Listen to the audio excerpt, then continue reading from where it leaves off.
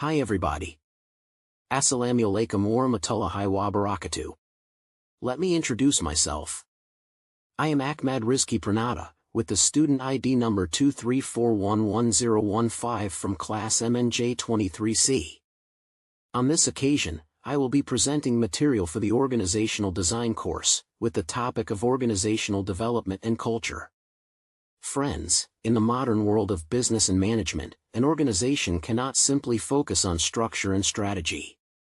Behind every system and work plan lies something far more important: the people and culture that live within the organization. Without a strong culture and targeted development, an organization will easily become fragile and struggle to adapt to changing times. Let's start from the first part, namely organizational development. In simple terms, organizational development is a process. A planned process aimed at improving the overall effectiveness and health of an organization. This development involves more than just structural changes, but also encompasses changes in behavior, work patterns, and even the values held by organizational members. In practice, organizational development is carried out through a series of activities such as employee training, leadership development, performance evaluations, and changes to internal communication systems. The goal is to empower the organization to face new challenges, increase productivity, and build an adaptive work environment. Organizational development emphasizes planned, sustainable, and data-driven change, rather than spontaneous, directionless change. Typically, the organizational development process involves the stages of diagnosis, planning, implementation, and evaluation. In the diagnosis phase, organizations need to identify the key issues they are facing, such as low work motivation, ineffective communication, or interdivisional conflict. The planning phase then focuses on developing strategies to address these issues, such as through restructuring, training, or reviewing the reward system. The implementation phase is when the change plan begins to be implemented gradually, with the involvement of all members of the organization. The evaluation phase is used to assess the extent the change has yielded positive results and whether further adjustments are needed. Now that we understand organizational development, let's move on to the second, equally important part: organizational culture.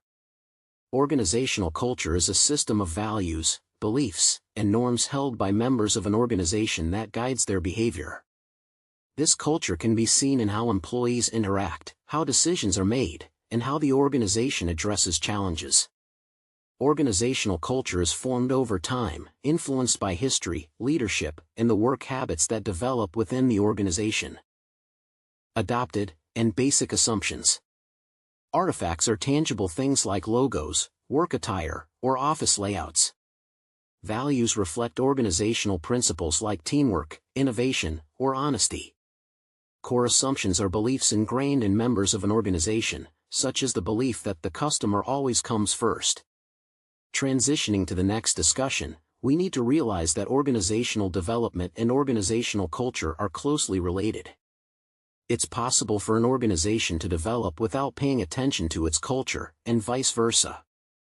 Successful organizational development must reinforce a positive work culture, such as collaboration, openness, and accountability.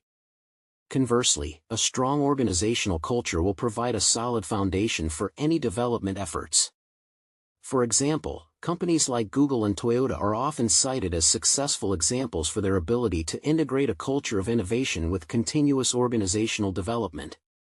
Google fosters an open and flexible work culture, while Toyota has developed a Kaizen philosophy, a spirit of continuous, small improvements every day. Both cultures support a dynamic organizational development process, allowing companies to remain competitive in the face of global competition.